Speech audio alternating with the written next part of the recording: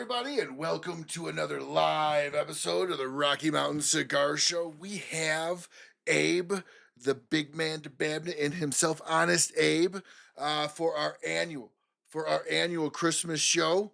And I am looking really forward. His camera went vertical on him, so we're going to give him an opportunity here to to check that out. But guys, we've got a big giveaway, as is the kind of now signature thing for the show every December. Abe's been gracious enough the last 4 or 5 years now to allow us to do what I think is the first TGS ticket giveaway. And so for those of you that don't know what the Great Smoke is, you've been living under a freaking rock.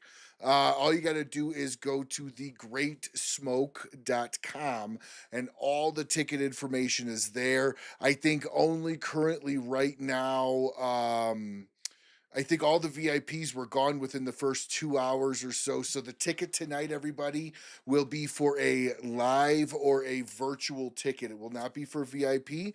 It will be for live or virtual. As like I said, I think the VIPs were gone within like 45 minutes to an hour, hour and a half or so. I mean, they were instantly gone. I know I got my tickets. I will be there this year. It's the 20th anniversary of the show. And as the namesake says, this is the Smokin' Studio. So let's go ahead and bring in the man of the hour, Abe DeBabna. How you doing, Abe? Oh, now you've got no sound. No worries. Let's see here. Okay, this was working perfectly fine. All was working. Yeah, I got no sound, Abe. Hold on, let's see. Let me see here. This is so dumb. You know, technology is kind of a pain in the ass sometimes. These things work absolutely fantastic right before the show and then come into it, and now we've got problems. So let's see here. We'll give Abe another opportunity to come back in. So we'll get into what we're smoking tonight, but the word of the night, everybody, is TGS 20. TGS 20. Abe, can you hear me? Hold on, hold on. I can't even hear you, Abe, now. This is ridiculous. I have no idea what's going on. Hold on. All right. You gotta love technology. Abe and I were having a great, peaceful, fantastic conversation before the show. Show kicks off, everything fails. You gotta love it. You gotta love the technology side of life here. Let's see here. Get in here for a microphone. You got headphones on, Abe? No. In your settings in your screen, do you have the ability to change the microphone?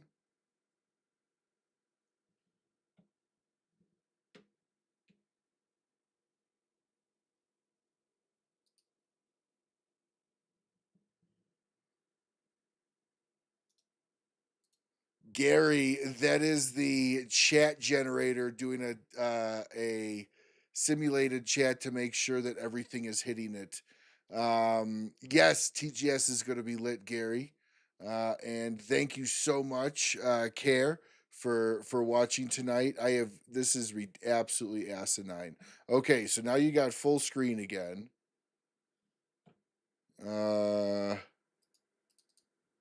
This makes no sense to me why you are not appearing to come through. Unreal. Of course, just as we get things going. All right. No worries. No worries. Either way, we're giving away a free TGS ticket tonight. So we do have that going for us. I am going to go ahead and light my cigar. Guys, I've had a hell of a day. And we'll get into the minutia of that maybe at a different time. But this has been a really rough day. I'm just gonna say this has just been a really hard day. And now it's being made harder by the fact that I still can't hear Abe coming through on any of this. Like, this makes absolutely no sense to me. This is driving me up a wall. Hold on. Like, yep, I see you, Abe. So we'll give him an opportunity here to get in. But until we do, I'm going to go ahead and at least at a minimum share with you what I'm smoking tonight. And what I'm smoking tonight is, let's see here. Whoop. I am smoking the Smokin' Exclusive Blue from Micallef, the Micallef Blue. It's a fantastic cigar. This is one of my absolute favorite sizes in this cigar as well.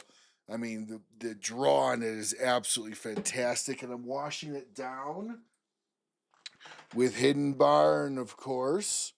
This is their limited run single barrel whiskey that they have going on. It's absolutely fantastic. Everything Hidden Barn's really, really good. So this is news to me, guys. I have not had to talk this long on a show before without a guest. So we're gonna go ahead and just kind of shoot the shit a little bit. All right, tell me everybody what you're smoking. This makes no sense. Why I can't hear Abe? Hold on.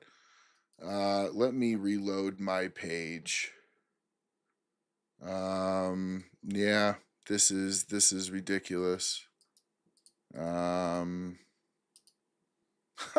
We had no issues before the show. You gotta unreal. All right, so let me go ahead and do this here really quick. I don't know. I don't know. All right. We're gonna give it. What's everyone smoking? Let's see. Gary's got the Raja. Hey, how you doing, Brent? We'll see if it's the best time of the week. Nothing's going right for me today, guys, and apparently this is one of those things not going right for me.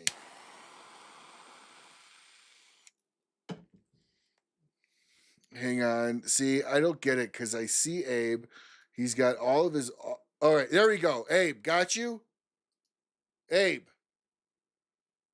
Abe. Okay, I hear Abe. All right, so let's go ahead and bring him in. Abe, yes. I think I got it working. Yes, you did. I hear everything. Fantastic. Okay, so fun, interesting start to the show. And as Abe knows what happened to me earlier today. Asher! Oh. Is that a somebody's in trouble yell, Abe? Abe. We hear you. Hello. Yo, Bro, Abe. can you hear me? Yes, I can hear you now. Fuck, we got it working. We got it. We got it. Everything's good. Everything's good. Whatever you did, got it working. It's so crazy because pre-show we had no issues. But let me tell you though, par for the course for my fucking day, Abe. I told you what happened to me earlier, and this has just been a hell of a shitty year. So I'm hoping to have you on and brighten up the day for at least myself. That's for sure. I don't know what happened. We were fine talking. Dude, totally bullshit. try. And then as soon as the show went live, my screen went sideways on its own. I looked up. I'm like, what the heck is going on? And then audio didn't come through. So weird. No worries. Either way, we got it all back in order. Abe, welcome to the show, my friend. And Abe, this is the 4th year we are doing a Christmas special, and it seems to be kind of like my end of the year show is now you and Steve in December. Oh, great. The two big fat bald guys of the industry. Hey, you know what though? It's I actually get questions. Are you doing a TGS giveaway? Are you doing a TGS giveaway this year? So it's become kind of part of the Christmas season here for the viewers of the show that there's a TGS ticket giveaway. And you allow me to be, I think, one of the first, if not the first, to do the TGS ticket giveaway. So I always appreciate that. Thank you very much, sir. Yeah, everything this year for the first time ever. And we had more ticket options than normal. Everything sold out within the first 3 hours. And the only reason why it took 3 hours was, this year we implemented a waiting room system because every year the site was crashing. And tickets were selling out like in 15 minutes, but people weren't getting them and they were crashing. It was causing a lot of problems. So we really put a lot of time into this waiting room technology like Ticketmaster uses. And I tell you what, man, I'm not bullshitting when I tell you, it was 50-50 if it was going to work. I really was either going to be brilliant or an utter clusterfuck. And thank God it worked great. We didn't have one problem, not one complaint, not one customer. Everybody waited. No one freaked out. Wait, did I do that? Yeah, no worries, I'm no trying to. worries. I was trying to clean something off the screen, and now I don't No, know how I to make can it zoom you smaller. back. I can zoom you back. Yeah, zoom me out. Thanks. Fuck. So, when you say no issues, right? Because you know this as well as I do. There's always that one person that's got a problem. You genuinely had zero complaints to it. Let me tell you something. Every year, in the first hour, we'll get 100 to 200 emails of people with issues or problems. I did not get one email, Wow. not one this year. It worked so smooth, and I was afraid because within the first minute there was 280 people in the waiting room. Sure. So that was within the first 60 seconds. And, it said, oh, you're going to be waiting like 45 minutes or an hour and 20 minutes. And I'm like, man, these people are going to freak out. They're going to get off. They're not going to wait because they know it sells out like in 20 minutes. But what they didn't realize is it sells out in 20 minutes when you let 2,000 people on at once. When you're only letting like 30, 40, 50 on at a time, it takes a lot longer to sell out. So everybody was patient. Everybody waited their turn. And when they got there, I think almost everybody got the exact tickets they wanted. A couple things sold out early, like the bourbon tasting, but that's expected because we can Well, only have there's 60 people. limited. Yeah, but Yeah. that's a fraction of who shows up live. Yeah. So honestly, best year ever. Best year ever for ticket sales. Well, everybody, Facebook comments is back up. So we're going to just go ahead and repeat. Everybody, we're not doing a ticket giveaway just yet, but the phrase you're going to be typing in is really simple. Follow along. TGS 20. TGS 20 is this is the 20th anniversary for it. So I wanted to kind of stick on this because I don't know of another cigar event that actually is implementing a queue. So when you say queue, what was the benefits for you guys doing a queue system? And to me, doesn't that kind of like beforehand, I guess it was just first click, first serve, right? Not even that. The credit card processors couldn't handle the surge. The website couldn't handle the surge. People would have it in the cart and it'd be gone, and they would get the wheel of death. It was a problem every year, and it was getting worse every year. So do you feel that everybody got what they were like necessarily wanting, or like because you always have during the TGS sales the people that do the first clicks that like to be the first to buy. I'm just shocked that there was literally no complaints from anybody saying Not a anything single, that I didn't get the ticket I wanted. I was back late in not queue. a single one. So Wow. some people did miss out the dinner tickets, but the dinner tickets were still available like 3 hours into it. So no one who was waiting there at 12 didn't get what they wanted. Yeah, if you didn't get what you wanted, it's because you showed up 3 hours after they went on sale or something, or 5 hours after they went on sale, which, at that point, no one's complaining that they missed out. That's But, very true. it was a $1,200, I think, roughly expense, 12 to 1,500 bucks, that was really just for the benefit of the experience. But man, I tell you what, as far as headache and dealing with customer service and disappointed customers, it was worth every penny. It was worth every penny. So this is something that we're going to see from now on then. 100%. You got to be 100%. the first cigar experience that actually needs a queue. Well, I mean, I bought tickets recently, like for some concerts and whatever. So I mean, it's been out. It's a technology that a lot of concerts and big shows use. So it's been out there. I don't know if anybody in the cigar industry's ever done it, but yeah, I mean, it was 100% necessary. And our site isn't a small pesky site. It can handle a No, load. It can absolutely. handle a load, but it can't handle a load of 2, 3,000 people coming on, crashing it at once, and trying to buy tickets at once. It just can't do that. So, it was very imperative that we tried to look into this technology, and it was a decision we made after last year. Last year was catastrophic, and it worked brilliantly, man. So happy because I was very concerned whether it would work well or not. Now, I'll be very honest with you. Vinny bought my ticket because he buys the tables. So I didn't experience the queue, right? Because I bought into the table with Vinny.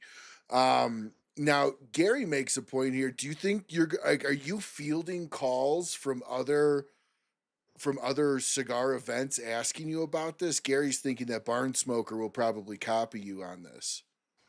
Drew Estate's been very good at copying a lot of things we do, so kudos to them. Um, their freestyle live is basically a ripoff of our connoisseur club, and but it's okay. I never get offended at stuff like that. And if Drew Estate does have problems with their barn smoker, they should 100% implement the system. I mean, there's a bunch of them out there. The one we used was called Qit. Um, but if you have a problem selling tickets, this is really what you need. It was better than I could have hoped for. Let's put it that way. All right. Now you had said that you're obviously overdoing it and exuberantly showing off for the 20th anniversary. Yeah, Are I've you I've I've shattered our budget pretty much, probably for 20th anniversary and the 25th anniversary put together. We might have to just go next to 30. by like $5 or $10? Are you over budget or no? I'm just Oh kidding. no, but we're shattering budgets. We're So then, are you shattering. leaving meat on the bone for the 30th for smoking mothership party?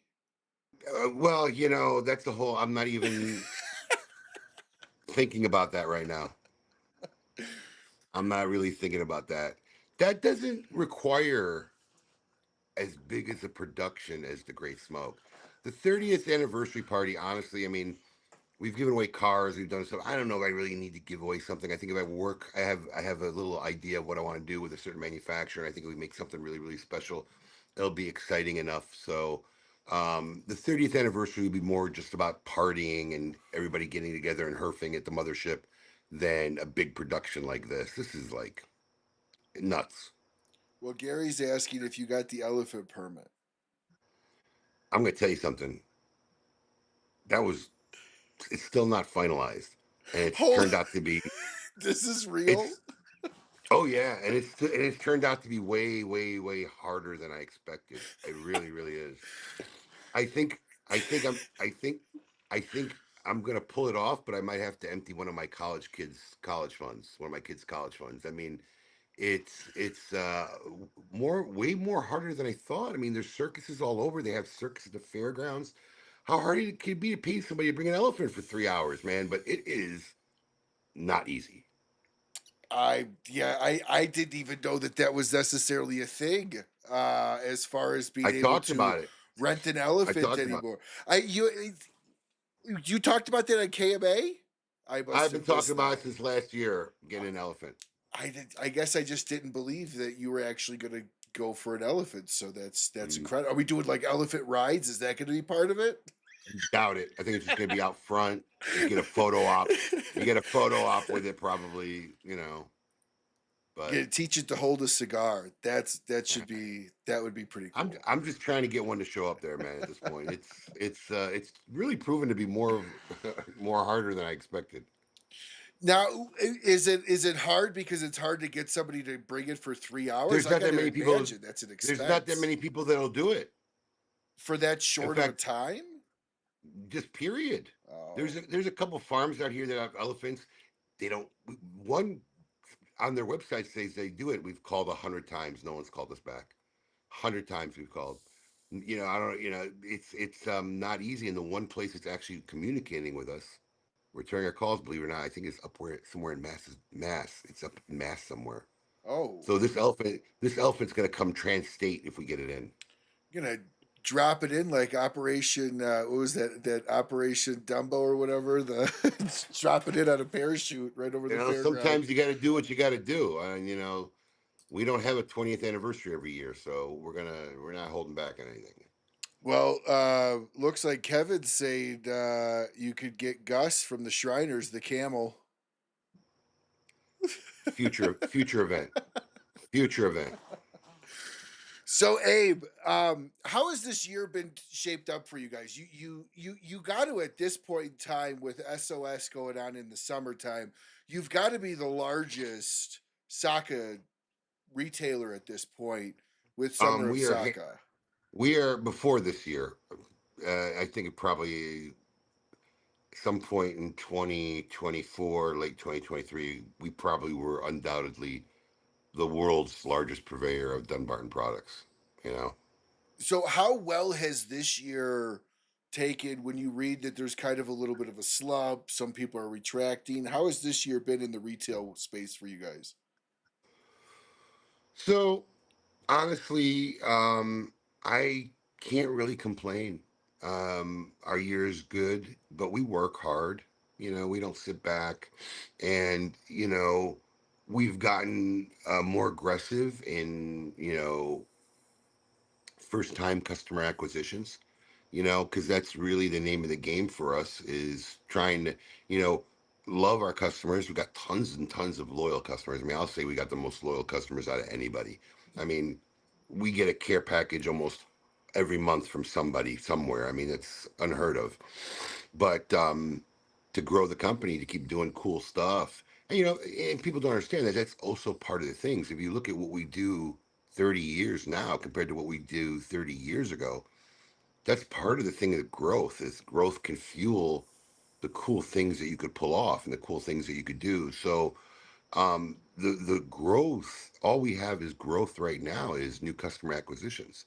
you know I'm a firm believer is once we get somebody involved in the process where they'll try our company, they'll see how fast we process the order. As long as the postal company doesn't screw it up for us, it gets out quick, it gets delivered quick, it comes with a handwritten note. If they have an issue, our email customer service is ultra responsive as far as time. I think we could win a lot of customers if we can get them to order that one time. So a lot of the focus for future growth comes from first time consumers. And that's why for us, the best word of mouth is another consumer. When we have happy consumers and happy socialites and they tell their friends and they convince their friends to try us one time, that's the best advertising in the universe because no one will give it to you straight like another consumer. Well, I can tell you, I've ordered, or at least I used to order from other places. Now about 99% of everything I get it from you, unless I go to a local shop. But one of the great things about it is, I will hit send or order, and within an hour, I get an email that says it's shipped out. Granted, as long as it's before like 3 o'clock Eastern, I'll get an email that says it's been shipped or it's in the process of getting shipped. So That's always been like one of my favorite things about ordering from Smokin'. Like, there's no So waiting. I'll tell you a funny story. It's one of the things I pride myself on, right? Super processing times of orders. And right now, obviously we're in the midst What of up, Tom? soccer clause. So we're in the midst of soccer clause right now. And we got some great swag this year. Hmm. Really I good love looking the stuff. white hats. The white Those are beanies are sick. badass. One of my favorite soccer clause mugs this year.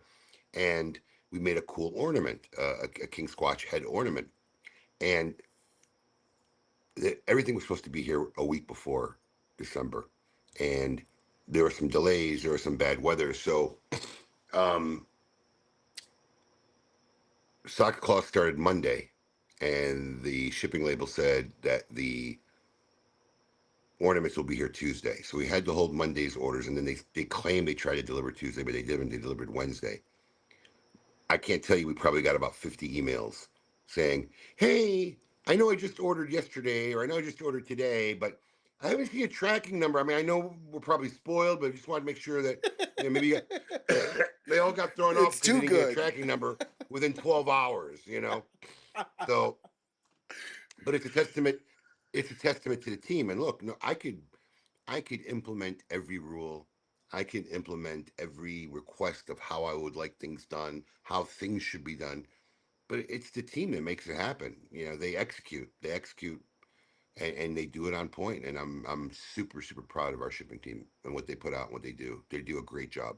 You really can't get upset though when you're getting a email or a PM because they're used to in such incredibly quick service that something gets hold, it's kind of like they're checking to make sure it's okay, I right? know. Because we're all used to instantly, like I said, I usually tell people, and I think it's a pretty safe assumption, at least my find, before 3 o'clock Eastern, you'll see it, you'll see it shipped out in your inbox, probably within an hour.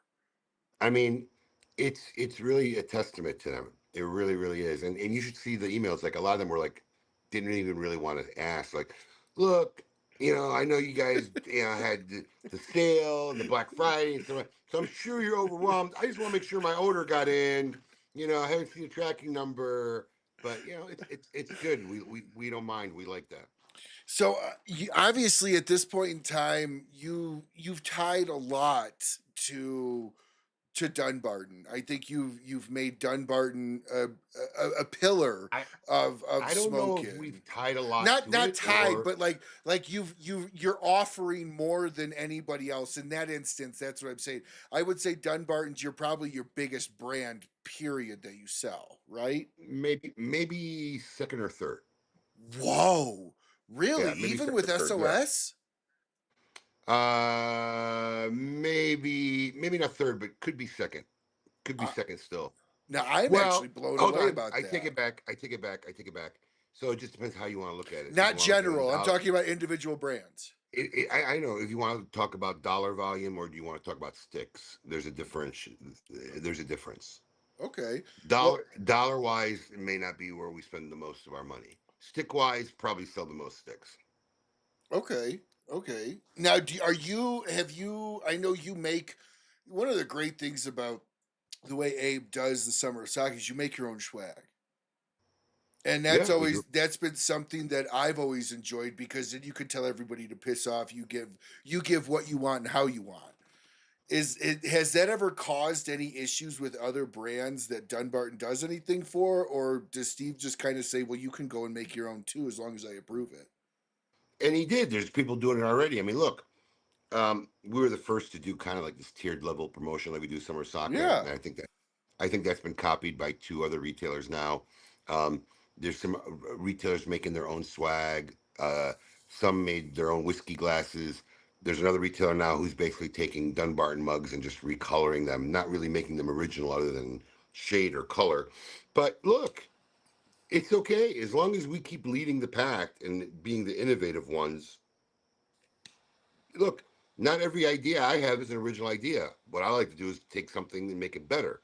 So, I mean, I think Steve's all right with people if they make their, own swag, but, you know, he approves everything I do. And honestly, he very seldom has a problem. In fact, I think Steve even says some of this, he likes some of the stuff I'm doing better than the stuff he's doing.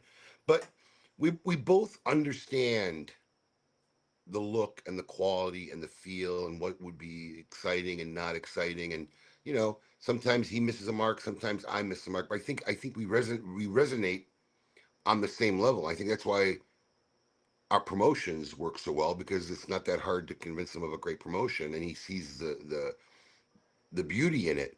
Um, but it's not so much that we hung everything on Dunbar. I think Dunbarton fans just found us because we're all selling the same product. It's just how do you want to do it? How do you want to? What kind of experience are you going to give the consumer that's going to differentiate you? And I think hands down we've won in that game as far as Dunbarton Tobacco and Trust is concerned. I don't think anybody gives an experience like we do in a simple act of just buying cigars. Now maybe I'm a little jaded in the sense that I really only live in smoke and social. I don't post as much as I'd like to, but I feel that a lot of Dunbarton fans are very much collectors of everything them. And so they like the fact that they're getting licensed Dunbarton stuff created by you that's authentic moving forward. Would you say it's a fair statement? I think at the end of the day, people like anything that looks attractive and is useful. I mean, I ain't gonna lie to you. I mean, we've been making coins now forever, and I Yeah. know one of our competitors. And I'm not trying to be a dick. I'm just trying to be honest about it. I know one of our competitors did their version of coins. I didn't find any of them attractive. There are times I'll look at something in other. One of my favorite This coins of is all time. the greatest coin I think you've ever made. The shades of the green on that fish is out of this world. That was one of the longest projects. I actually had to sit with my graphic designer and help him develop that, because when you're doing art for something like a coin where it's filled enamel, you have to understand the concept of how shading is going to work. But yeah, that fish is really unbelievable. It Now, really without is. mentioning any names, this is the normal guy that I know of that makes these for you, right? I don't know if you know who makes those for us. Okay. Because you We gave have a me your couple. coin guy a couple years ago, and he We made well, we stuff have for a couple. me. We have a couple different people, so it just Okay. depends what kind of coin it is. That one's made by a big company. It's not like a local guy or a guy in the Oh, industry. okay, okay, okay. Yeah, it just depends on what type of coin. Like the Abe coin is not made by that coin company. The Goat coin's not made by that coin company. I think that's the guy I gave you, maybe. It's the only Um, coin I have on my desk. but I mean, I saw the coin somebody else made, and I looked at them. It's like I didn't think they were attractive. Somebody made some nice whiskey snifter glasses. I thought that was great. Like I wanted a pair for myself.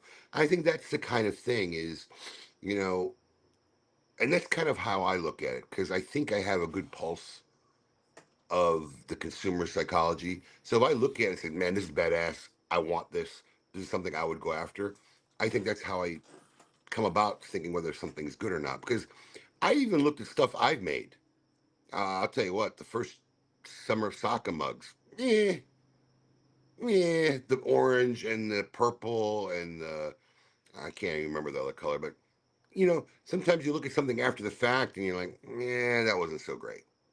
You know, some people loved them, but to me, it wasn't so great. But I thought all our mugs this year were fire. I love the blue, I love the green, and I love the black, the matte black.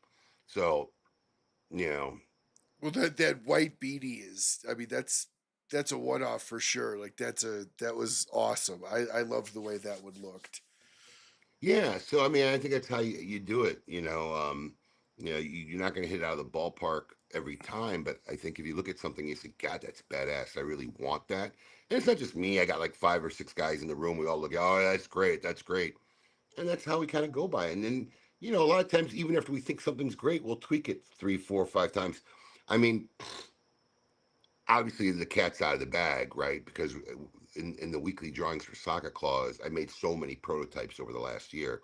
There's the version of the next iteration of the King Squatch is Prince Squatch, and it's obviously a Sasquatch riding a unicorn, right? Steve Saka unicorn, Sasquatch. It was the perfect thing. So I made so many prototypes that they're sitting on a shelf. So we're just giving some away in our weekly drawings of the prototypes because none of them look like the final product that's going to be for the next year's Summer of Saka. You know, but that's been a project. If anybody's known me, I've been working on for over a year.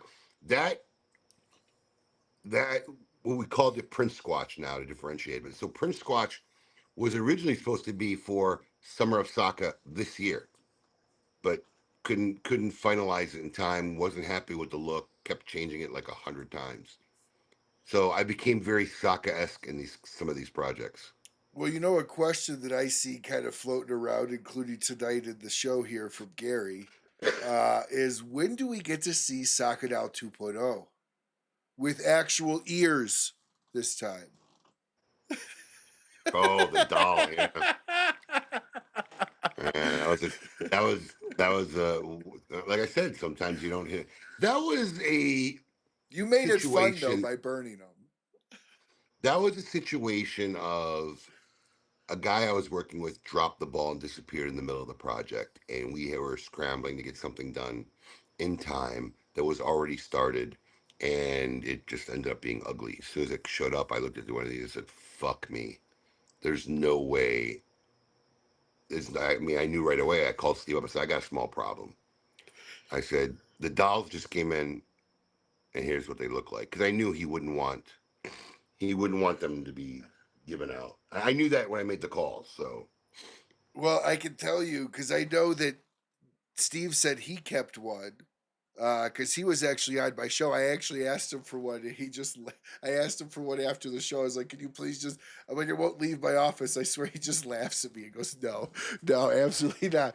But I know you have one. I know Steve said he has one. Those are going to be pretty valuable dolls, probably amongst the Dunbarton Let me put it this fan. way. Let me put it this way. You've probably been I, offered a I might lot. I might have more than one, and I'm pretty sure before I retire, there'll be some epic giveaway where you could actually win one. I'm sure, and that will be. I don't. I want to I won't understand. have to worry. I won't have to worry about pissing Steve off at that point. That's the one you're gonna say. Well, you gotta hit. You gotta hit platinum four or what was it, baller 4 times in one summer to be entered into that one. So we have a question here from Kevin, which is there anything new with the Anarchy in 2026?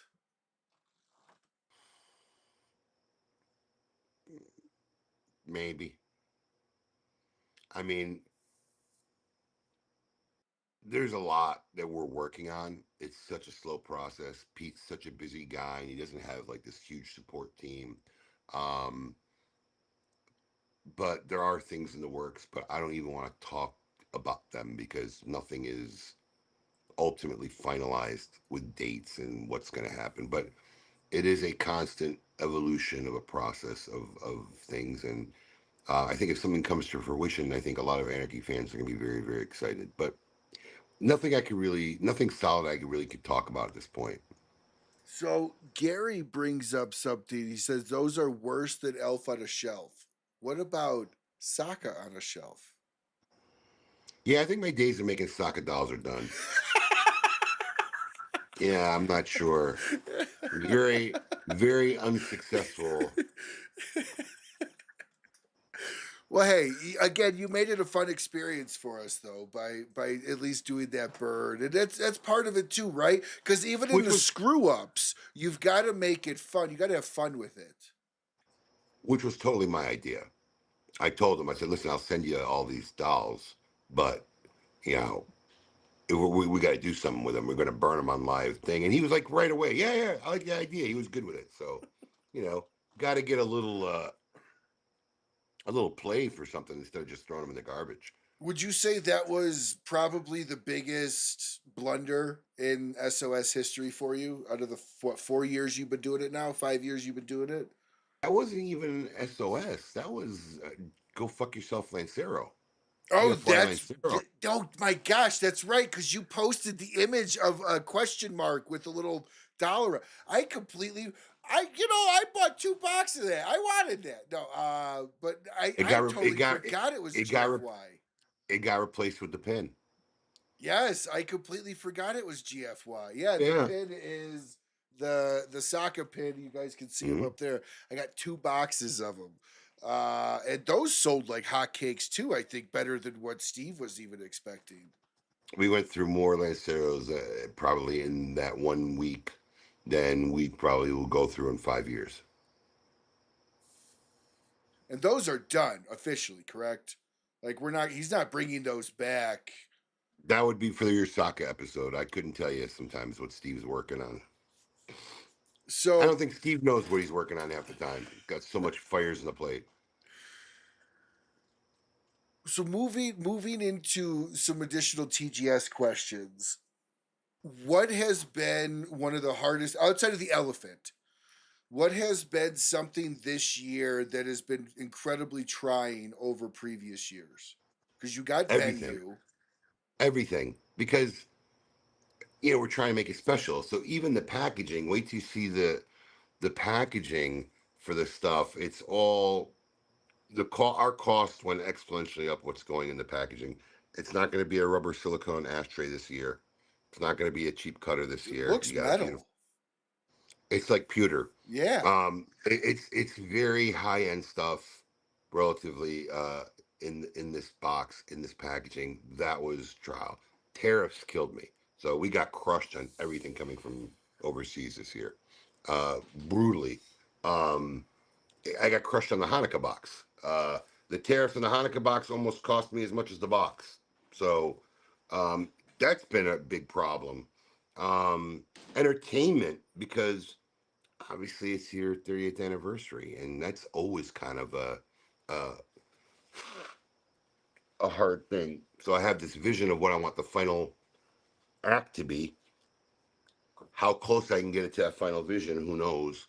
But everything, when you're doing something, it's your 20th, and you kind of say, okay, well, I'm throwing budget to the wind because I want shit done right. Um, Everything has become harder. Our This will be the last year of the virtual broadcast, the way everybody's known it since COVID. Um, Okay. Okay. yeah, can't keep doing it as the cost of production keeps going up and up, and more people are coming live, and there's not growing.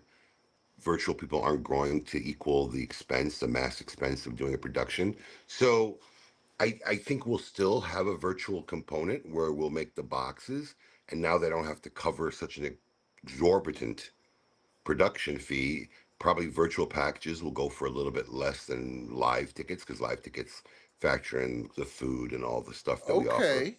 Okay, that's Um, fair. but I might hire a crew and still have Kim and Paul and Michael doing just live streams throughout the whole day, so there'll still be a virtual component. Maybe we'll have Kim do the Instagram channel, Paul do the Facebook channel, and Michael do the YouTube channel. It'll be like New Year's Eve where you have NBC, ABC, CBS, Sure, and you're watching.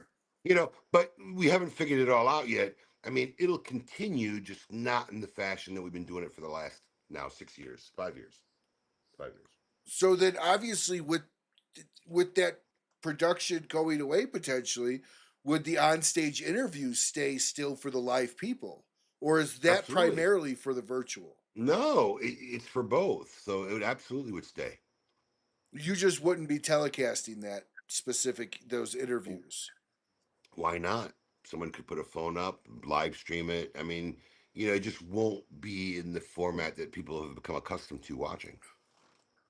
Now, is there any aspect of TGS that you don't touch that you give away um, for somebody else to handle and you kind of approve things? Or are you Well, involved in like every facet? no, most of it is my approval. I mean, I set things into action, everybody starts working. I'm not sitting here physically doing anything. I mean, sometimes I get frustrated, like we couldn't find elephants, and I'm online for 2 hours looking for elephants because everybody told me they couldn't find one. I'm like, bullshit, you can get one. It was harder than they were right. It wasn't that easy to get one. So, but I'm good at really leaving no stone unturned.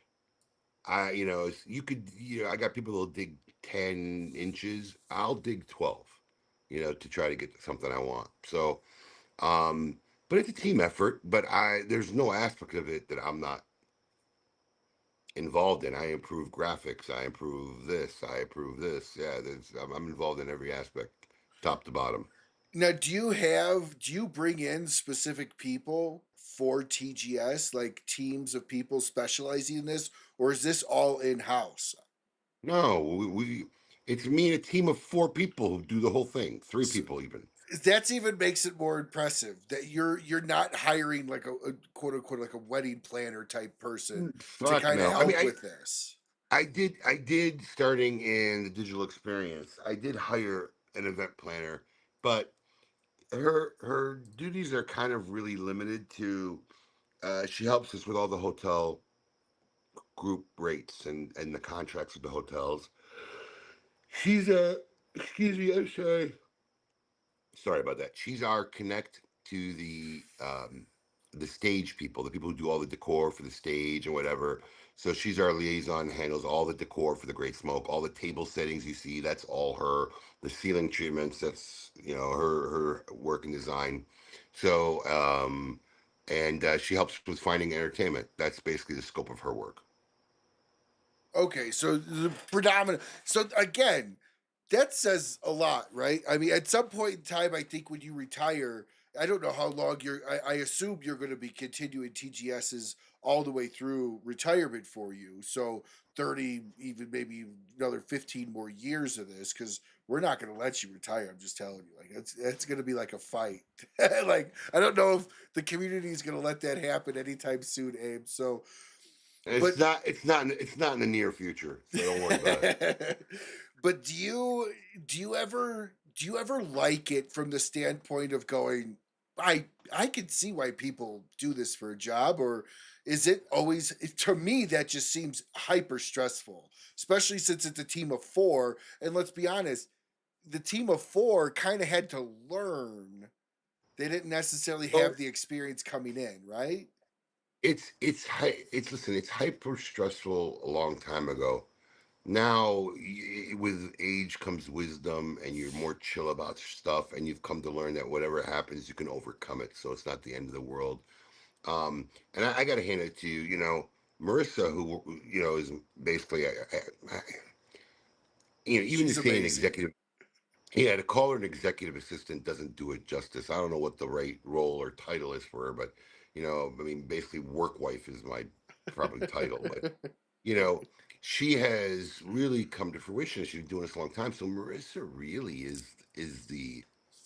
I mean, people ask me stuff that are great. I said, you need to ask her. You need to ask her. She controls every aspect of it. And of course, we work with people. She works with the graphic artist. She works with the sign making people. She works with the caterer. So she really is the air traffic controller for the Great Smoke. It's basically her baby, and she is the kingpin. You're not getting in. You're not doing nothing. You're not getting nothing unless it goes through her. So I've been really blessed, and that's something that she's really grown into and has now mastered. I mean, I think she's been working for me at least 8 years now, 8 9 years. So she's kind of really excelled at it, and makes it happen. So her and I work on the Great Smoke all year round. Like, we already know what 2027 is, and stuff like that. And then as time goes closer, you bring in a different aspect, the graphic guys, this guy, the signage guys, the caterers, and it just gets more and more involved with outside people as we get closer to the date. But we're already working on 2027. Well, Marissa's absolutely fantastic, and everybody, like, he's not even kidding. Like, hey Abe, you want to come on? His response is, ask Marissa, reach out to Marissa. Like there's like it's no question. Every time I handle my calendar, I fuck it up. I either double book myself somewhere, or somebody like you will say, "Hey, you want to do my show?" I'm like, "Yeah, no problem. Wait, no problem. Good." I don't put it on my calendar, so then it's not there. So I just keep it consistent. She never fucks it up. Go through Marissa, man. She handles my calendar. Everything she puts shows up on my calendar, and it never gets messed up. Well, she responds just as quick too as the rest of the No, staff. That's for sure. no, she's an all star. So, when you bring on employees, do you mentally kind of hire and think, oh, they might be able to contribute to this aspect outside of the shop in a different way of great smoke or something like that? Do you ask questions like that interview process? Like, are you okay working on really big projects and stuff like that? Well, I mean, there's only a couple of people that would have that in their interview process, but I do that. So, like, I mean, I have a very unorthodox interview process because most of it's just conversation. I need to kind of really get a feel on the human being, right? Because it's not just about being good work, it's about fitting with the culture of what we got going on. Do you understand what we do, what we're about? Um, and I think one of the coolest things was when we hired our new warehouse manager a couple years ago. And Rick came from a big company that he had 300 employees working with underneath him in the warehouse. And I remember when I was interviewing him, it was a big job for me. He was basically running my warehouse. I had four candidates, and I brought him in, and he's looking at my warehouse, and it's like nothing compared to what he's used to. And he's thinking it's a walk in the park. And I tried explaining to him. I said, "Look, I know you think it's small, but it's way more detailed work. Everything's not automated." And he came from a system where he knew if a guy took three extra steps to pull an order, right? You know how many steps somebody took. So it's like, and the customer service is another level. But I told him, I said, "You'll never have a job that'll hit you in the fields like this job." And man, I think after his first Great Smoke, where he really got to meet everybody because we had the shipping station there, that's exactly what he said, man. He felt it in the fields. And that's kind of what I try to tell my team, the people that work for me who get it the most. Because I try to tell people, one of my favorite endings to any movie, uh, It's not a great movie. One of my favorite lines of all time, though, was The Replacements with Gene Hackman and Keanu Reeves. It's a, And Gene Hackman has this soliloquy at the very end of the movie where he talks about, yeah, they were scabs, yeah, they crossed the line, but for a moment they felt greatness. And most people go their whole lives off feeling something like that. And that's kind of what I try to explain to people is, look, man, most we affect, whether it's even just on the retail level, people are coming to have a good experience. They're coming to either just get away, relax, be treated special, whether it's just even day to day in our shop or something like the Great Smoke where they're coming from all over the world, 3,000 people. And most people will live their whole lives and not know what it feels like to affect people in that way. So it's really a blessed opportunity. That's the way I look at it. And I think the majority of the people on my team feel the same way. They get it. They get so excited during the Great Smoke. They look forward to seeing all their friends they only see one time a year, all our regular customers. And it's hard. It's hard to create something like that in life. And that's something that I'm very proud of. And I think most of my team is very proud of, you know? well, I know one of my favorite things to do was when I went to TGS. I'd say about the second time people started to know me a little bit more. But when I first met Marissa checking in, she's like, Ryan Miller. Oh, Rocky Mountain. Oh, it's nice to put a face to it. Obviously, she knows what I look like, but actually to talk, and same with your inside. Briggs was another one of those. Like meeting him was great. That's a family that has, like, everybody I think has worked for you across almost the entire family at this point. Right? Am I thinking of the right? Yeah, Daniel Oh, Briggs. Briggs? Yeah, you've Every got member, the whole family. every member of the family's worked for me at one point except the wife. And Trish, I love her to death. She's helped out on many, many occasions anyway without getting paid. But the they're a beautiful family, and I was really blessed. This guy walked in off the street. He didn't even know we were hiring. You know, look, he worked at the same place for 17 years. That ended. I was doing interviews, and he just this is I really believe in you know an angel or God sent me this guy. Um, Walked in off the street looking for a job, entry level job, floor guy. I think back then it was paying $10 an hour, nothing. And he took the job and I mean, grew really fast. And not only basically is really overseeing all the aspects of our brick and mortar stores. We've become very close friends. I mean, he's probably one of my closest You friends. travel with You know, him. we travel as couples. We both get along very well. Both our wives get along with each other. We have a good time. So he's more than just a worker. He's actually a dear friend. His whole family. I mean, his son currently is Daniel, who works with us now on the Yep, e-commerce side. yep. So they are family, legitimately. And again, with something like that, when that happens, right? That's kind of every retail owner's dream to be able to have a change on a family like that. Like in the sense of your staff is it becomes family from that sense. So you had senior there, then you had everybody else in the family come through. My assumption was it was easy as, hey, my other son needs a job. Is he in? More or No, less. Oh. actually, I think the boys helped out during the Great Smoke, and I was very impressed. I asked the father if I could offer. I think Junior was the first one. If I could offer Mm-hmm. him a job, and then we offered Danny a job while he was still in college. Liz helped out after college while she was looking for work and helped out a lot during the Great Smoke for a year or two. And Danny got a good career out of college. He went into the healthcare industry, and we always stayed in touch. And Danny would visit me, and we talk. And Danny would go. Danny, I think for the last 4 or 5 years, goes to the trade show with his dad. He puts his own dime, but he ends up being a great help to me. Go at the trade show every year. So it was early this January, I think it was, where you know Matt and I will tend to at least 2 to 3 times a week just sit in my office at the end of the day, like around 6:30, and we'll just talk for about an hour. Kids, life, work, whatever. We just kind of unwind together, you know. And he was telling me about Oh, how Danny was having a really rough time at his job. And Danny always impressed me when he worked for me on the floor, you know. But he was telling me how he's having a real rough time at his job, and he was getting passed up, and he's kind of sick of it. He's about to quit. I'm like, I've been hearing he's going to quit for a while now, but he goes, no, he's going to quit. So I just asked his dad outright. I said, look, is it a problem if I talked with him? You know, because look, I mean, I don't know. You paid for your kid to go to college for 4 years. He's got a career. Do you really want him to come work here or whatever? I don't want to do anything that's gonna cause any tension. And his dad just looked at me and said, "He's a grown man. He can make his own decision." And I met Danny that Sunday. We talked a little bit about it, and 2 weeks, 3 weeks later, he was working at Smoke Inn. Obviously, in a lot bigger and different capacity than he worked when he worked for me when he was in high school. But yeah, and he's doing a good job.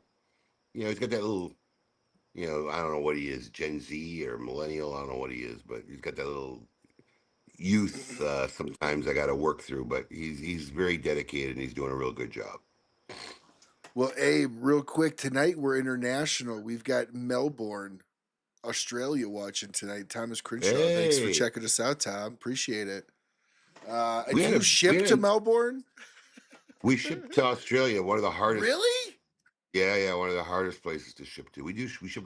Yeah, we had a whole contingency at the Great Smoke. Like one of our regular customers who orders from us from Australia came with like 6 guys from Australia who came for the Great Smoke this past year. Now, when you say it's hard to ship there, explain what you mean? It's hard. So they have a really really bad tax.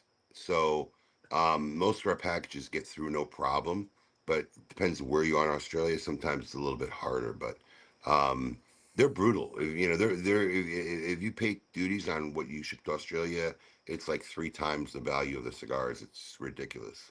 Is it because they know this, obviously, because it says smoking cigars on the label, my guess? Well, no, we treat things discreetly overseas, so we have a nice success rate of things getting through, but nothing's guaranteed. Overseas orderings at people's own risk. Yeah, I didn't realize that you shipped all the way to Australia. I mean, We have we probably have about 15 or 20 countries. If you go to our international shipping on our website, it tells you all the countries we ship to. wow. So is It's international shipping big for you guys? do a decent business. I mean, we've always shipped to Canada ever since I've been in the business. And when COVID happened, we stopped shipping to Canada, man. Holy shit, we got hundreds of emails. Yeah, When are you but going to that was open the up? When are you going to open PayPal up? thing, though, right? That was the PayPal refuse. I remember PayPal giving you issues, and I thought that had to do with some of the PayPal was a Canada whole other thing. problem. Okay, PayPal was a okay. whole other problem. But all international shipping got halted during COVID. It became such a mess. Packages were getting lost everywhere, and it was crazy. But we opened them up slowly, slowly by country, and sometimes we'll get a request. Hey, do you ship to this country? And if we don't, we look, we see what the average shipping rate is because we do flat rate shipping. We ship about no more than 80 cigars at a time overseas. And if it looks like it's viable and doable, we add another country. We just add it. Somebody just asked me recently, do you ship to Israel? We were gonna, but right now there's no shipping to Israel because I guess it's a problematic zone right now. Oh, I guess I just didn't. I just, I guess maybe that's my own naivety about international shipping with cigars. I just figured they had certain distribution companies that you had to go through for cigars. I figured any sort of shipping into it would just not be kosher for them. Americans order Cuban cigars to this country all the time. No, into the country here, but I'm talking about like I know in Germany Same you have thing. to go through. Okay. Same thing. You know, we get there's no Cubans here. We get people get ordered all the time here, and they don't get a lot of New World cigars, or when they do get them, they're taxed so outrageously, it's just not worth buying them. Well, since you brought up Cubans, something I've always wondered if the embargo lifted tomorrow, you were able to import Cubans, would you? Well, we wouldn't be doing the one importing. No, I don't mean, but would I mean if you were able to sell cigars? Let me rephrase it. If the embargo lifted, you were able to order Cuban cigars and sell them in shop. Would that be something you would consider? Why wouldn't I? I don't know. Again, I just they're for one, I'm, super expensive. They also, from what I I'm hear, a has about a 40% failure rate out of the box. So the control issues are terrible. And I know listen. that's probably something he- you don't want to deal with. Here's here's what you have to ask yourself: Will there be a demand for it? I assume there would be, and you would capitalize on it. Do you think my consumers would want it? Yeah, I guess, yeah, yeah, And you they just would, answered you just answered your they would, questions. they would. I just see it as being a I'm headache. It's not more of a headache than any other part of the headache of the business. You want to be in business, there's headache involved. You know, it's the way it is. Well, I guess if Cubans ever get lifted, everybody, we'll see them and smoke it if that's what you guys I don't request. know if it hasn't happened by now. I'm not sure it's happening in our lifetime. To be honest with you, man, I really thought, I really thought during the Obama administration we would see that happen, but if it didn't happen then, I don't know really when it's going to happen. I thought that was the best shot of it really ever happening. Now, the one thing though that you are 100% exclusive on, and I have a question for you on that arrangement, if you're willing to share, is the overseas from Dunbarton. You're the only retailer in the U.S. that carries that, correct? I'm the only retailer in the U.S. who was willing to go import it. That's all I did. I didn't have any special deal. I just cleared everybody out of it overseas. Okay, so you don't have an exclusive contract with them that you're the only No, U.S. retailer for that. I just dug 4 inches deeper, like I told you, and found wholesalers and different wholesalers, and I think we cleared out Europe twice, and we bought out who was the second one from? Was it Asia? Maybe Asia, and then when then well, we got a second shipment from Europe again, but we were actually talking to Bahrain. Wow. I'm just blown away at the lengths that you go to in comparison when I look at other shops and they're like, yeah, sorry, we can't even get that one in, and you're over here like monopolizing overseas Dunbartons exclusively for your shop.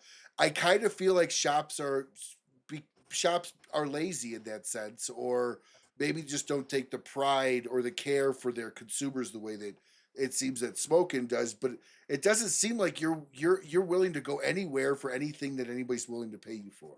That's my job. My only job is to provide people what they want. That's what I do for a living.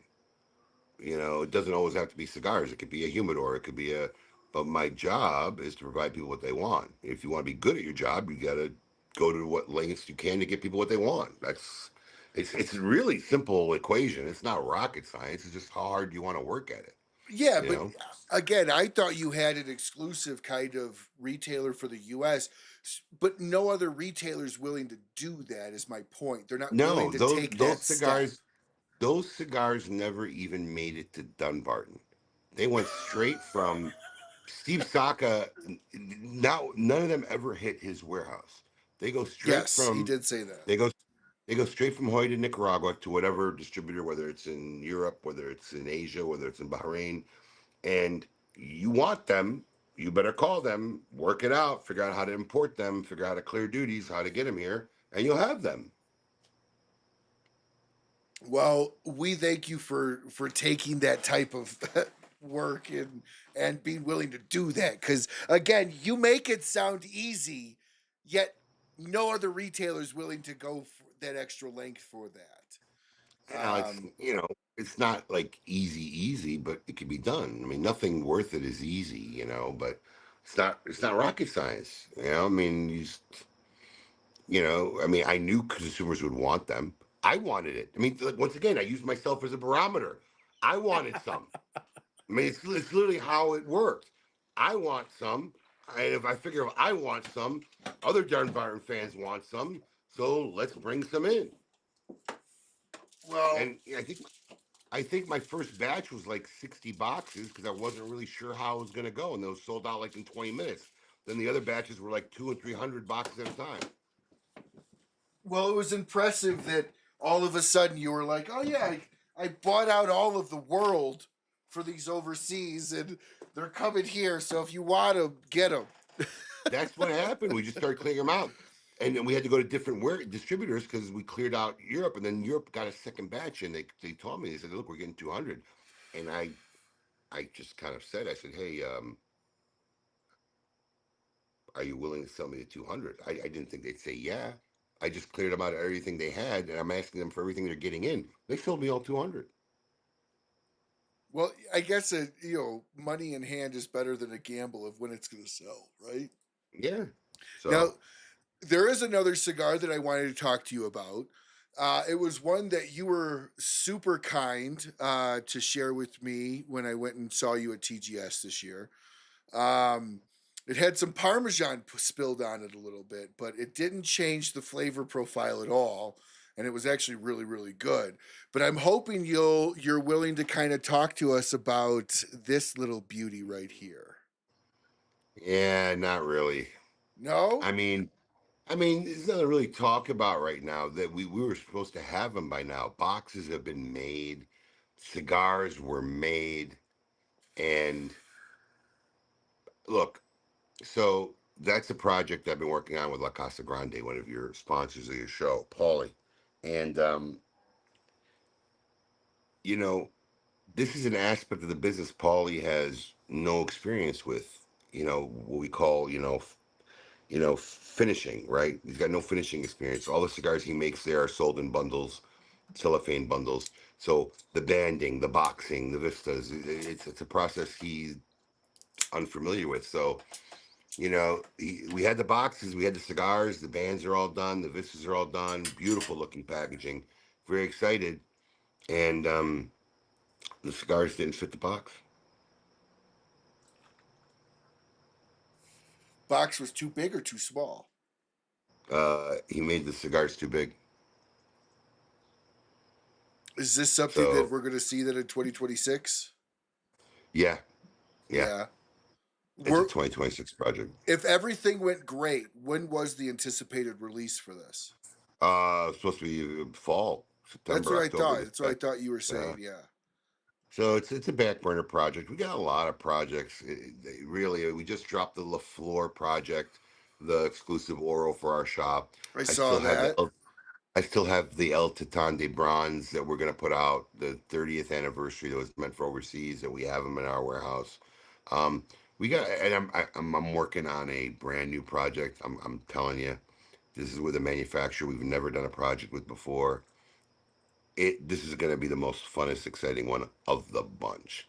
Can't talk about it yet, but it's gonna be a take on a '90s theme, and I think it's just gonna go like wildfire. And I'm loving all the cigars this guy makes. He's got a decent, solid following within our community, and I think this is just gonna be the triple threat. It's got everything. It's got a great cigar, great packaging, great theme. People are gonna go nuts for it. So that should drop spring, early summer next year. I I bet you I could guess the brand. You don't have to say yes or no, but can I guess? Sure. El Mago. No. Oh, okay. Just because you've been talking about El Mago and It really could be talking them yes. up. You said I didn't have to say yes or no. It Oh, could be okay, yes. okay, I yeah. don't know. But all I know is like that's a brand that like instantly like you've been talking about for the last year and a Nick and half. I, Good Nick and I things. are working. Nick and I are working on our first project together. Let me tell you something. People are going to flip for this one. He's more excited. I haven't worked with a manufacturer who's been more excited about the project than I am. So was This I guy's super. right? Yeah, it's El Mago. Hey! And that's just from listening to KMA every week. I mean, I just It's you gonna talk about him be. like crazy. It's gonna be stupid. Stupid. This project. It's gonna be fire. It's gonna be When pure liquid fire. when do we get to hear grumblings? Soon. So okay, so but it'll be like first quarter next year probably we'll start to hear some signs. First quarter, probably early second quarter. Well, fantastic. Nick's one of those brands that I know I have followed more extensively since you have brought them in, and you what made me follow them is the fact that you've included them in the Cigar of the Month Club pretty regularly over the last year and a half, and they've all been absolutely fantastic cigars, including to the point where I've actually bought boxes of his cigars. So, It's the best way to discover new cigars. yeah, they've been really, really good. Again, that was a guess. Everybody, I had zero insider knowledge just from listening to how excited Abe talks about Almago. That's all.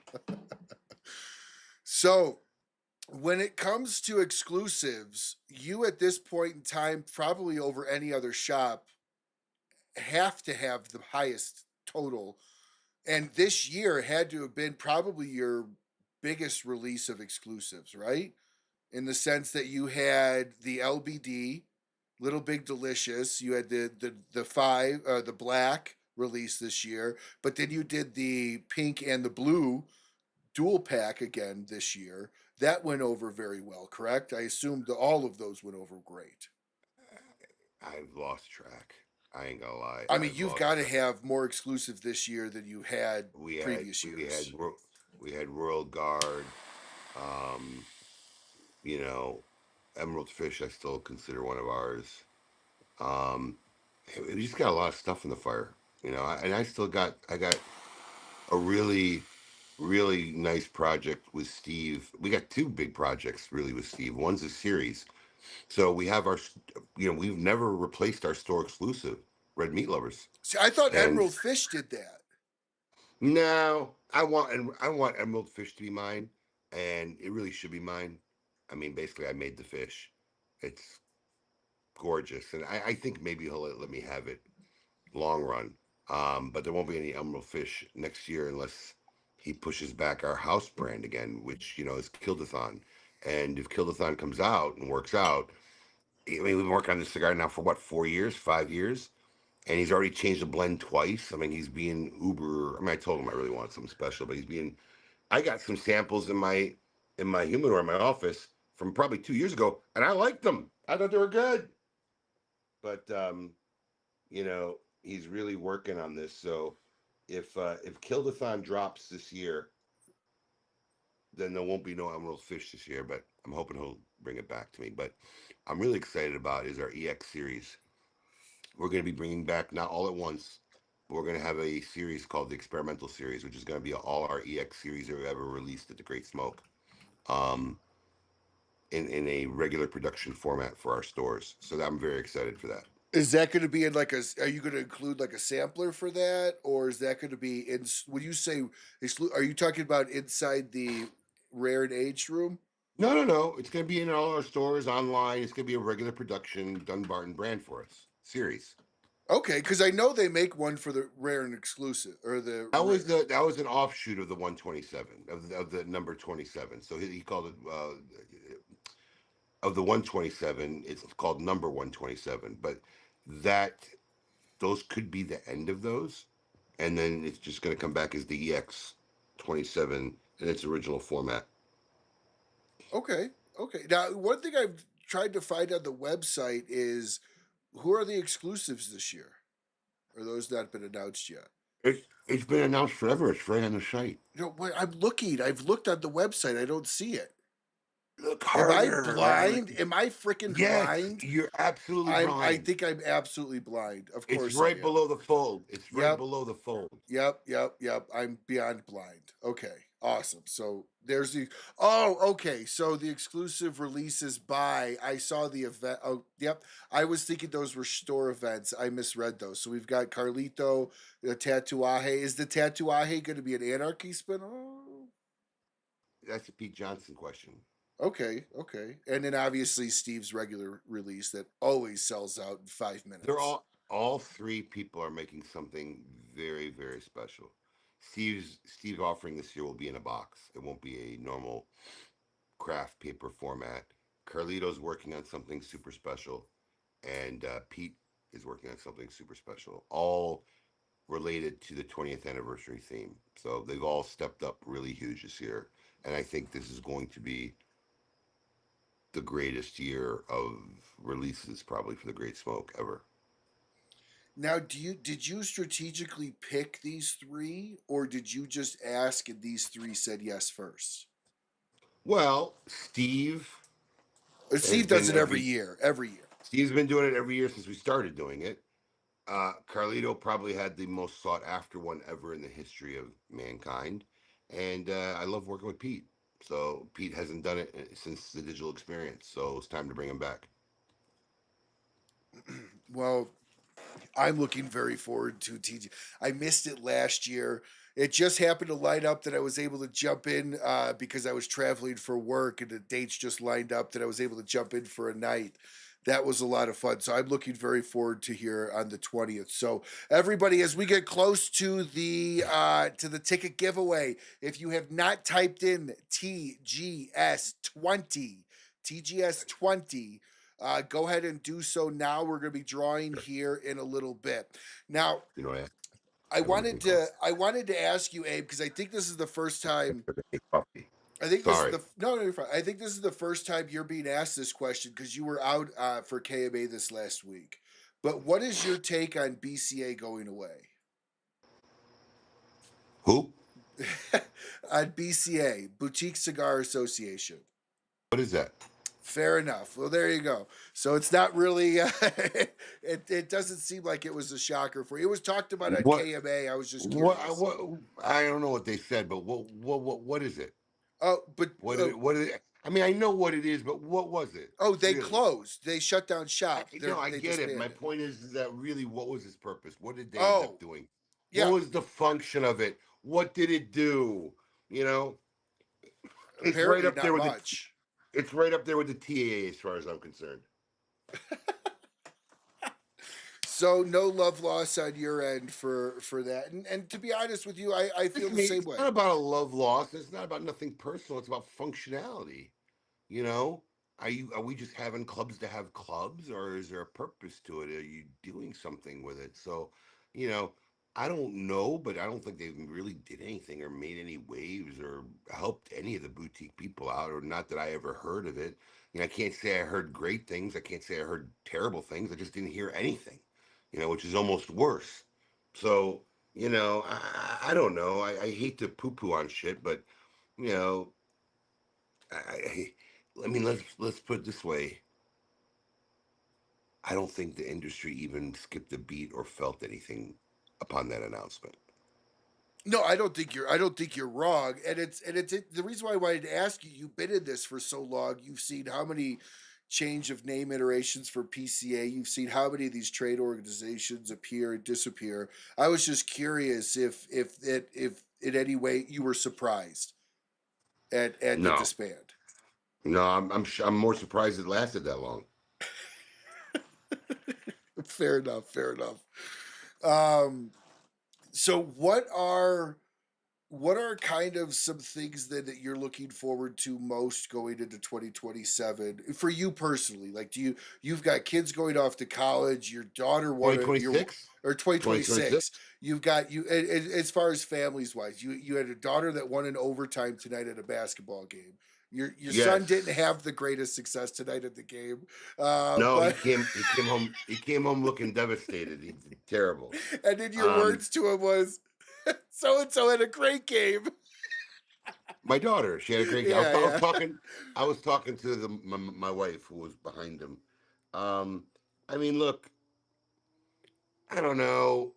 I just always hope that every year is everybody's healthy and everybody's okay. That's always the thing that you can't, fix easily. And my oldest is going away to college, which is going to Yeah. depress me a little bit. That's going to depress me a little bit. That is my ride or die child, so that's going to make me a little bit sad. Um, but it's the journey. It's the starting of her life. I mean, it's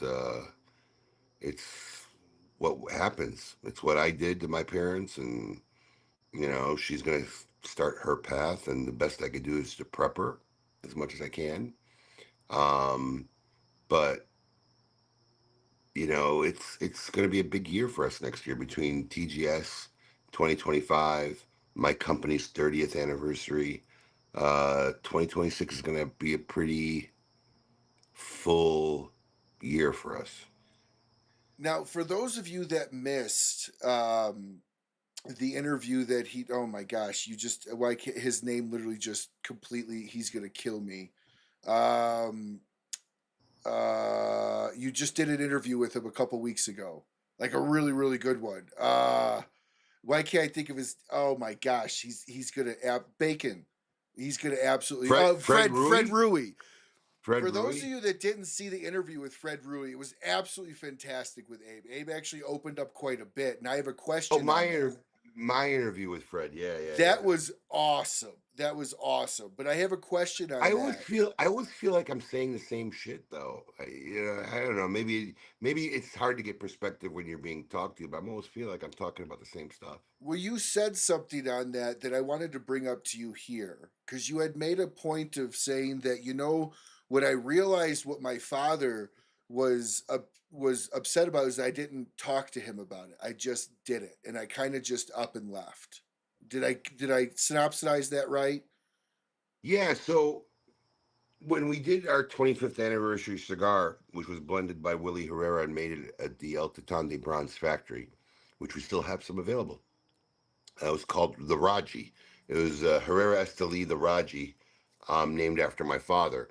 I did a little documentary of my dad and his life, and this whole project was inspired by Fuente and Padron when they were doing their collaboration projects in tribute to their dad, which I thought was an amazing thing, and I was touched by it. But I said to myself, and I knew both of them very well, especially the old man Padron. I mean, it's a shame that a father never gets to see a tribute like that, right? So I said, why the fuck, let me do one for my dad while he's still around, you know? And that was the genesis of that project. And there is out there on YouTube somewhere. Um, it was about an hour car ride to Miami, uh, where I just did an interview with him. And I think we finished it at the shop after our trip down to Miami. Just kind of talked about his life, his immigration, um, our relationship. And I think I apologized to him in that interview Mm-hmm. because I just, you don't think about it as a kid, but I bailed on him. I mean, I had gotten thrown in the family business, not by choice. It just kind of happened. And I was stuck into it. And, You were offered your own store too. Like there was you I, left a career as a I, gamble. I came here to think about it because the co-op had made me an offer to take over a big location. And I just never went home, you know? And, this is also something as a parent, why you got to be careful sometimes on what you say to your kids because I'm guilty of it because my dad's my father. But like he yelled at me hundreds of times in my life. You better go find something because you can't handle the family business. It's not the life for you. So, in my mind, I think at the time psychologically felt like he didn't think I belonged there or whatever. So when I decided not to come back, in my mind, that's your career, it wasn't my career. And I didn't really realize until you get older and you get perspective. You're like, shit, man, I just like left this guy in the middle of the night, like packed my bags and moved. So, you know, luckily things work out for the best, and they did for everybody involved. But yeah, I ended up apologizing to him during that interview, saying, I didn't really realize it, but yeah, looking back on it as an older parent, wiser person now. I mean, yeah, I guess that's kind of probably why he got real pissed when I didn't come home. As somebody has a daughter myself, there's a line, and it's a funny movie, but there's a really interesting line for daughter for fathers of daughters in 10 Things I Hate About You, where he's talking to his daughter and he's like, so and so lets me still bat a few rounds. You don't let me bat at all anymore. Meaning, like, I don't have any control over your life. As your daughter now is getting older, how much do you want to play and bat a few rounds, or do you want her to kind of just up and leave and be very independent the way you did? No, it's a, it's you gotta let people look. There's a philosopher. Shit, he's a Middle Eastern one. His name is escaping me. Khalil Gibran. There's a philosopher, Khalil Gibran. I believe he said that as parents, we're the bow, the kids are the arrow. The best we could do is just point in the right direction, right? And once you let go of the arrow, it's gone. It's taken its path. Um, my daughter went to her first overnight basketball camp here in West Palm Beach, where we live, 30 minutes from my house. And it was like an extra $150 for her to sleep on campus than me to have to drive and drop her off at 8 in the morning and pick her up at 10:30 at night, you know? And she was freaking out about sleeping overnight on campus. I'm like, are you crazy? You're going to college in a couple years. What are you going to do? So, you know, I'm happy that she wants to not go too far. So she's happy to stay in the state of Florida. So she's applying to Florida State, University of Florida, and a couple other Florida schools. All really good Um, schools too. Like all really good good schools. She's a schools. good student. She's on a roll. She's a good student. Um, and she's already qualified for Bright Futures, so she's gonna be fine. Um, but you know, you just don't know, and you don't know with girls. Girls can meet a guy and fall in love, and the guy gets a job in California. It's just that's how life works. I mean, it's just you do your best, but they're going to have their own lives, and this is why I try to tell, especially young couples, you know, young couples with kids, right? Because a lot of times couples will let kids come between them. Because I got news for you. I side with my wife over my kid any day of the week It's the way it should be. because those guys are going to be gone. They're going to have, yeah, they're going to have their own lives. I'm not alienating my wife. If I got to fight with my wife over my kid, fuck the kid. Because that's the woman I got to spend the rest of my life with. The kids are all going to go out and have their own lives. I mean, I'll scorch earth for them, but not against my wife. My wife's going to come before my kids in that sense because that's who I'm spending the rest of my life with. When my kids all go on and have their own lives and do their own things, I'm stuck with my wife. And I see that a lot. I see a lot of couples where they fight over the kids and the kids put a rift. My kids are never going to put a rift between me and my wife. So how much of, because again, my daughter's 4.5. I'm not experiencing this yet. You've got 4 kids, right? No, right, four? Four, three girls Four. and a boy. You've got four. Youngest one's the boy, 3 girls. Yep. They're all Hmm. very different in personality. Petra's definitely the most like you. Plus, she loves my bacon, which always made me feel really, really happy. Um, how much of letting go happens before they go to college? Does that make sense? So, like, It does. when do you It start does. to let that rope out? And every kid's Well, different. I think with girls, it starts with the boyfriend, right? The first boyfriend, because you dreading that day, you think that day's never going to come, and then it does come. And then you just hope they're with a nice guy. And then she wants to take her first overnight trip with her friend somewhere, you know? And, she went to the Keys because her friend's mom's got a place down there, That was a big thing for me, especially driving down the Keys. I'm like, look, be careful, I know you 4 teenage kids in a car, your head out of swivel, but I mean, if you're not going to let them live, then why'd you put them on the earth? You know, you just got to give them the tools to realize that one, life is fragile. All it takes is one bad decision. That's all it takes. One bad decision for everything to be turned upside down for the rest of your life. And, let that be somewhere in your head along the way because life is that fragile. But I want her to have a good time. But yeah, you got to start letting go before they go to college.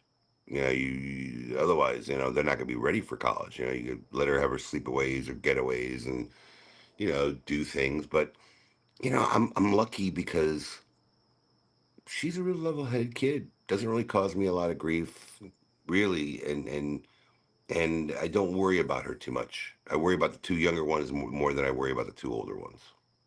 Why the 2 younger ones? Just because of their age right now? You know, I don't know. It's a dynamic, I guess. I think as a parent, you get a little bit more lax, maybe a little bit less involved on the third and then the fourth. You know, um, they probably got away with more. They probably were watched less. Um, you know, my middle daughter is a tough kid. I ain't worried about her. Well, I'm more worried about the people around her than I'm worried about her. Um, my baby girl is a hippie. like she should have been born in the 70s. Peace, love, happiness, unicorns. But yeah, like literally. I mean, I'm not even making it up. She missed her era, her generation, but um she's real special, and I think it's one of those kinds of people where the universe just brings shit to them. You ever see that? Oh Never really yeah. gets mad, never really gets mad, always in a Hmm. good mood, always happy. And the universe just answers people like that. And I think she's going to be blessed in that way. And my son is 50-50. I think he's either going to be in jail or be great. I don't know yet. It's he, he honestly he has the capacity for both. He has the capacity for greatness, and he has the capacity to go to jail, and not to go to jail out of any malicious intent, because he's a very good-hearted, great-hearted young man. But I could just see him being dense enough to be convinced to do something stupid by whatever friends he's hanging around with. So it's all a possibility for him. We don't know where he's going to land yet. Are you glad you had the boy last to kind of go through? Because I've always been like, you look at some of my friends, even myself, like my daughter, you give her a coloring book and she'll just sit and color and have a. You look at my friends with sons and you give them anything and it's broken in 5 minutes. So, I'm not going to lie. If we handed him first, we might have stopped having kids. I mean, bro, let me tell you something. The girls, when they're young, easy peasy, man. You give them a doll, you give them a coloring book, they stay occupied. This guy tore everything apart before he could stand up. In crawling mode, he tore up entertainment systems, pantries in the kitchen, everything. And even till now, break everything, destroy everything. We got kitchen drawers, slams them, fridge door slams them. I mean, it's just, and it'll switch because the girls get older and they become more harder when they're teenagers and whatever. And I think the boys become easier. But yeah, if he was first, we might have said, fuck this. One's enough. did your daughters pick on him? I know my sister picked on me. We joke Um, about it now on how often my sister got my ass beat because she would do something and then I would react and then I would get spanked for it. It's a joke now in the family, but I like, think that I think they all mess with each other on some level. You know, we're a very practical, joke, funny, have fun family. So I think they all mess around with each other. But him and the baby girl were around together the most. When the other two were at school, they spent the most time, and they are like inseparable, that's but good. like vinegar, but like vinegar and oil. Oh. They always want they always want to sit next to each other. They always want to be together. But god dang, man, do they fucking bicker and stupid shit and constantly back and forth. And yeah, those two are a sight together.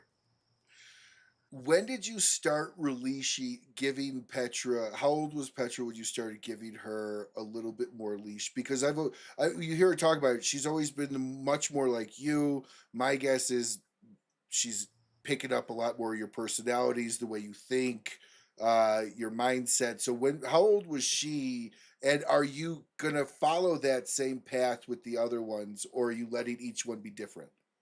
So I'm a firm believer in that everything is not equal. Okay, I agree with that.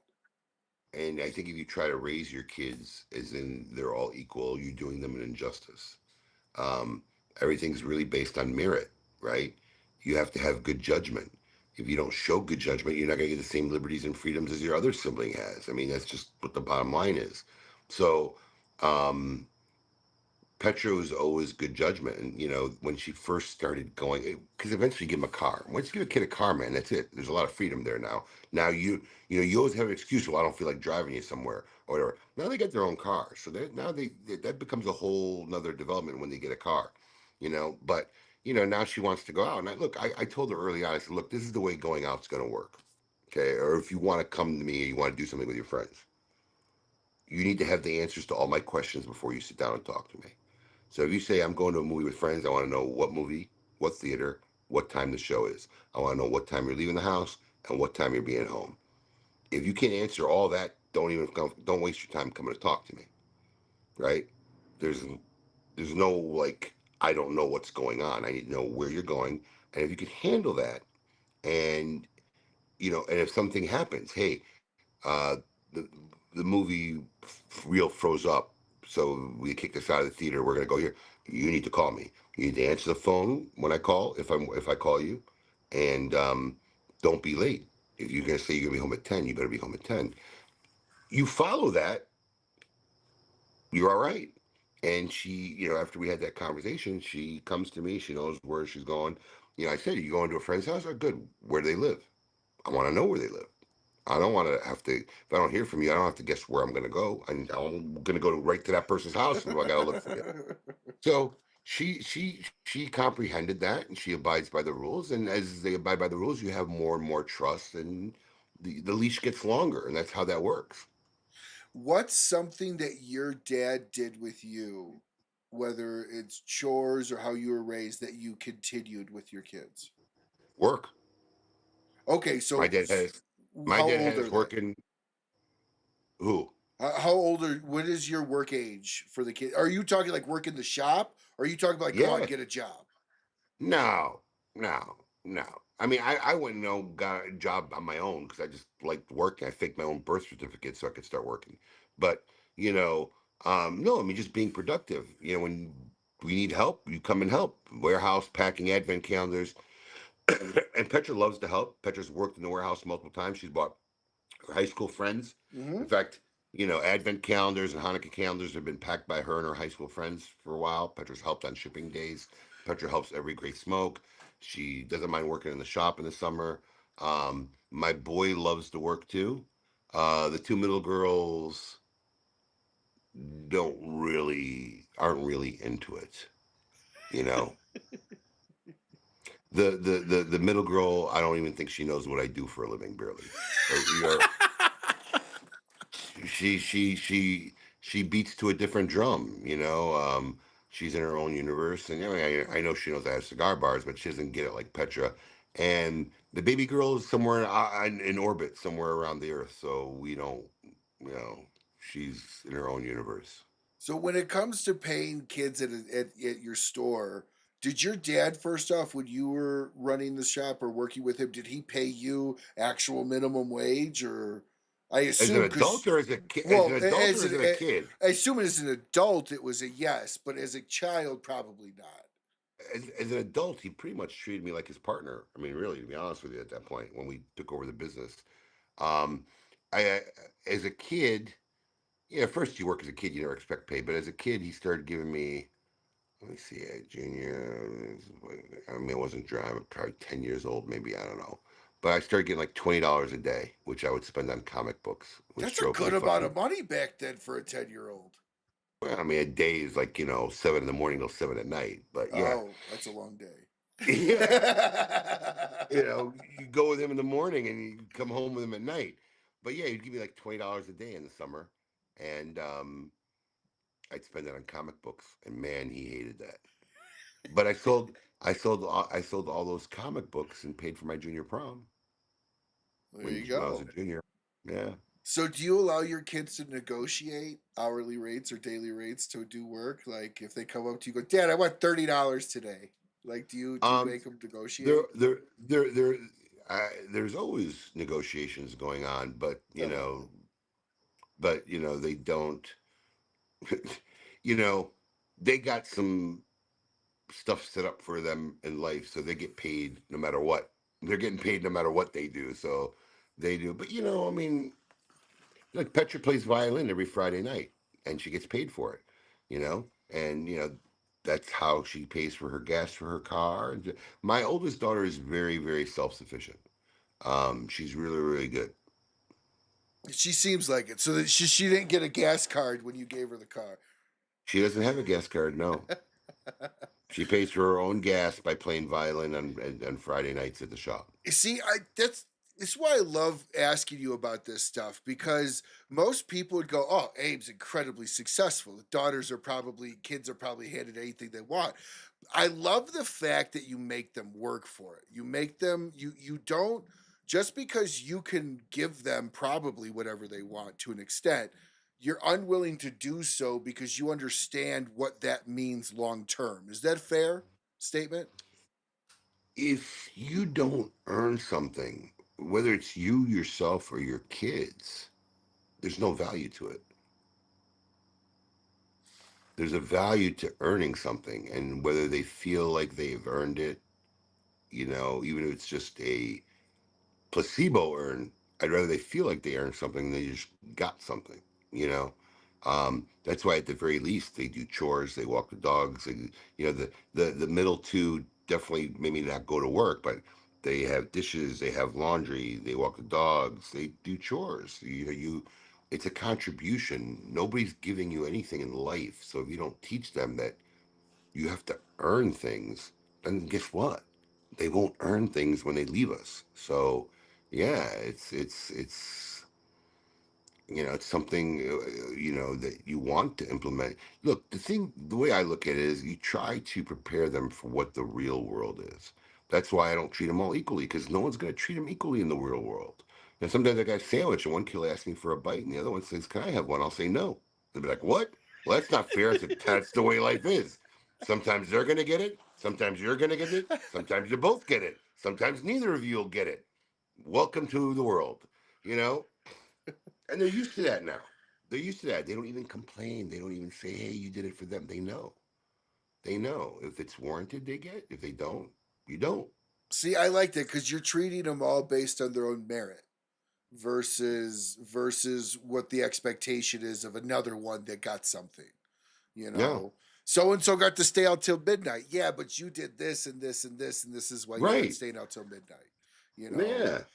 They um, they they learn the reality early on, so their expectation is never, well, you let them do it. That those words are never going to come out of my kid's mouth. See, I've only got one, so my daughter won't be able to say you let them do anything, fortunately, but it'll be interesting. So before we do the drawing here, we have one question left from Greg or from Gary. That this was actually talked about on KMA last week. Are you going to continue, or do you have any goals of continuing your Abe's food reviews? It was brought up over it. Oh man, I know I built that channel. I got so excited, but the reality of it is that just might be something that just gets parked that I eventually do when I retire. It's just, I really don't. I mean, look, I barely made this. I came from my daughter's basketball game. I left shop early, run to my daughter's game. Didn't get to go to my son's game because my wife had to go to my son's game because I went to my daughter's game. Then back here, my day's ending at 10 o'clock. When the fuck do I got time to do reviews? You know, I mean, I'd like to. I enjoy them, but I just don't. There's It's no a lot of reality in work. which there's no reality in which I really have that time to dedicate to it. So it might have to be parked until later in life. Something that might keep me busy. Or weird, When I crazy one offs like type deal. But yo, it's a lot of work to do this stuff, and most people don't realize it, but it's a lot of work. It's a lot of work Um, to do what you do every week, to do KMA every week, to do what Coop does every week. It's a lot of work. it is, and this show again would not exist without without your support, Abe, and your belief in the show and liking what we do. So always appreciate your support for this because Yeah, man. you have the naming rights to the show at this point in time. You're stuck with me, I think, until I end. Um, So, well, let's go ahead and do the drawing here. Last opportunity if you're just tuning in for the show right now or in the last 30 minutes, type in TGS 2020, not the word, 20, TGS 20, and we're going to do the drawing. Now, the way this is going to work, there's going to be no crying or complaining. It is a live or virtual ticket. It is not a VIP ticket, as those were sold out in the first hour. Sorry. If you want a VIP, you got to pay for those. But this is going to be a live or virtual based on your choice. The way this will work is you will reach out to. How do you want this to work? Do you want them to reach out to it's me or it's you? it's very easy. All they got to do is make sure, if they already have a smoking account, get me or get you to get to me the email attached to their account, and it'll just be right in their account. Or if they gotta let you know whether they're gonna come live or it's gonna be virtual. And if they don't have a smoking account, they gotta go on smoking.com, make a smoking account, and then once again, get me or you their email that's attached to their account and let us know whether they want to come live or do it virtual. Awesome. Well, Abe, I love the fact that this has been like a yearly ritual for the show. This has been something that a lot of people actually look forward to. They reach out and ask me if I'm doing it this year. Am I doing it this year? So I really appreciate that you've allowed this to be a yearly ritual now for almost Sure. 5 years in a row. So let's go ahead and do the drawing here. All right, there's no wheel of death. It's right there in the top corner of the screen, right next to the smoking spinning logo. And this is going to be for everybody that typed in TGS 20. You've got 30 seconds till I hit send to choose a winner. If you have not typed in TGS 20 or don't think you did, do it now. So we're going to give it here another couple seconds just to confirm that everyone's in. All right, here we go. Who's going to win? We've got Christopher Rowell 267. So, Christopher, reach out to me. Send me your email address that you use to log into smokin.com. If you don't have a smokin.com, what are you waiting for? And why don't you have one already? The fuck is wrong with you? So let's go ahead and give me that information. Let me know if you want to go live or virtual. I'll get that over to Abe and we'll put that in. So congratulations, Christopher. Thank you so much, Abe, for doing this every year. Yeah, It's congrats, Chris. awesome. It's awesome. It's awesome. So reach out to me ASAP. Don't wait on this, Chris. Let me know ASAP and we'll get that in for you. So Abe, in closing here, what is something that you are most grateful for in 2025? Oh, I gotta tell you something. I mean, there's really nothing more grateful I am for every year than my family. I'm blessed. I got a great wife, puts up with a lot of my shit. I got four amazing kids that I love and I'm proud of. And I mean, you know, I love my business. I love what I do, but I could start a new business tomorrow, but you can't start a new family tomorrow. So that's always gonna be something I'm gonna have. I always say my kids are gonna be my greatest accomplishments in life. When I'm gone and I leave my business, my kids will still be there and they'll still, whatever they do, whatever they touch, whatever they reflect upon this planet, even after I'm gone, will be the work that I put into them. You know, I urge them to leave the world a better place than they found it. And I think most of them get it. And they understand that, and especially the older two. And you will be okay if none of your kids want to take the company. I don't expect them to. Honestly, I don't have the time to wait for any of the other ones to show interest. So, if anyone's going to have a shot, really, it'll be my daughter Petra, really is the most connected to it, and I think is already in the culture, already knows the people. She knows a lot She of really, people.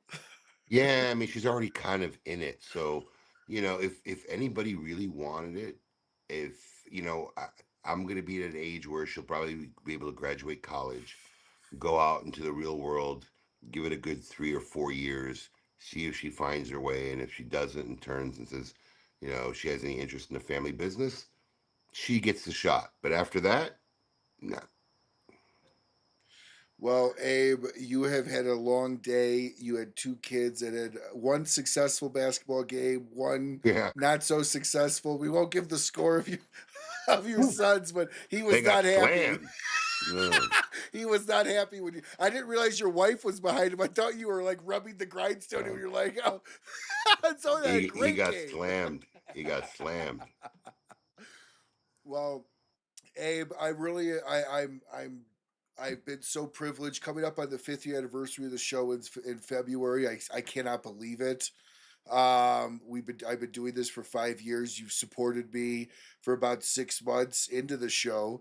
And I did find that 3-page marketing email I sent you where our first conversation, I was like, did you read the email? Like, absolutely not. It was way too fucking long.